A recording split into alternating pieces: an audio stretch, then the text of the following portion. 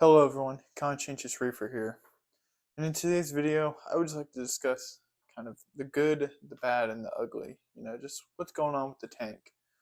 Um, my last video was like three or 4 weeks ago, and there were some cyanobacteria right here next to the zoanthid rock, which I sold. And there's still a little bit, but it hasn't been as bad. I think it's getting better. I haven't used any product on it. I just occasionally go in there and scoop a big chunk of it out, but it seems like it's getting better. But so I guess starting off with kind of the good is some of the corals are doing really good. Like this bird's nest, I've made so many frags of it, and it's so big still, and it's actually growing into the other corals. Montipora is doing good, obviously. If the Montipora is not doing good, something's seriously wrong. Stylophora is doing good, and even this PC Rainbow is doing real good.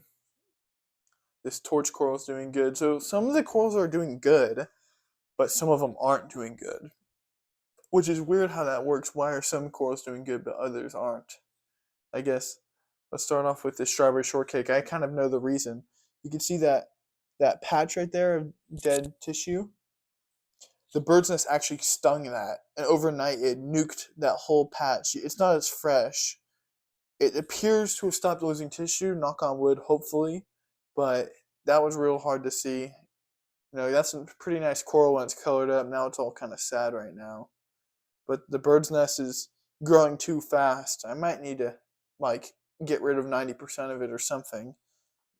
Just growing too fast. So that strawberry shortcake, it appears to be doing better, but I don't know. Here's one that I'm really upset about is this coral.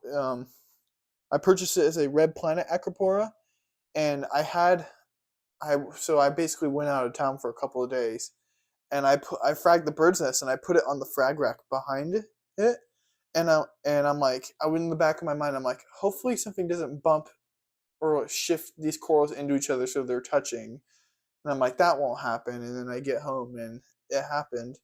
The bird's nest pretty much nukes this coral overnight, and now it's almost completely dead, which is just a huge shame. I'm gonna try to cut off the dead part and save it, but I'm not sure if anything's gonna happen. Just a huge bummer, just overnight gone. You know, so that's a real big bummer about the red planet. This Millipora I bought from Reef, if it will focus, is losing some tissue on the underside. This one I'm not sure what the cause is, but I have an idea. My phosphate is really high. Let me get it out the test and read. My phosphate, last time I tested it, was 0.4, which isn't an exact number because I've been using the Salifert phosphate checker, which I really don't like. I really like the Hana one because it gives you an exact number, but the Hana reagents are so expensive. That's another video on its own, but the phosphate is too high, so that might be what's causing this coral to lose tissue. Just another bummer though, but I guess that's what makes these, acropora and difficult, and it's kind of the fun part of keeping them. I guess you could say it's fun till it's not, right?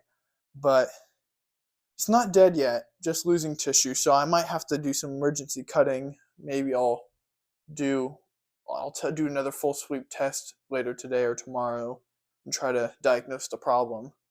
But here's another one. This one's kind of my fault.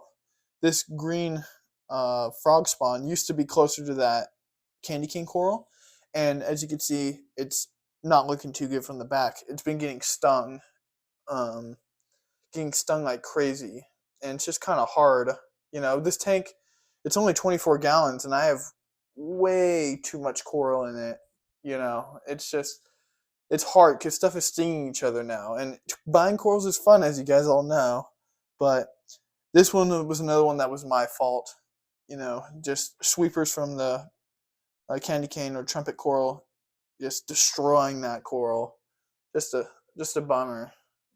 Uh, and oh, actually, the last coral. This one's not dying, but it's not doing well. It's not done well ever since I got it. It's a Goniopora.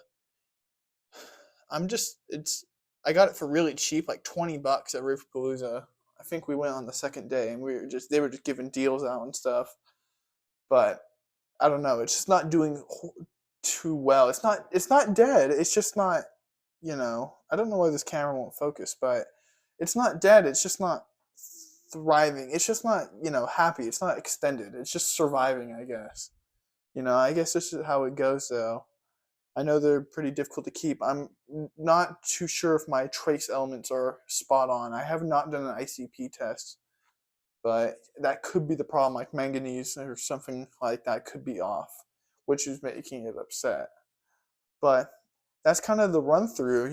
Some of the corals look really good, and some of them are not doing so good. And most of those, except for almost all of those, are my fault, except for this millipora. I'm not sure what's causing it to bleach. The phosphate is too high, but the other corals don't look bad. So it's weird when one coral or a couple corals look bad and then the other corals look fine. It's just you guys will know what I'm talking about.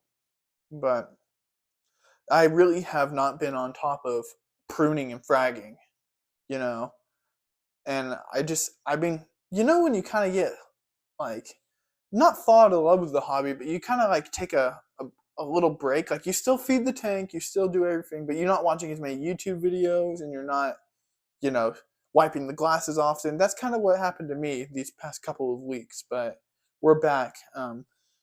Expect maybe weekly uploads. I've been very busy, so that might not happen, but weekly to bi-weekly uploads, hopefully to come. But that's kind of it, guys. Sorry there's such a long gap between videos, but I hope you enjoyed this video. If you did, please make sure to like and subscribe. Liking the video makes me know that you guys like it, so that really helps out. So thank you guys. All right, bye.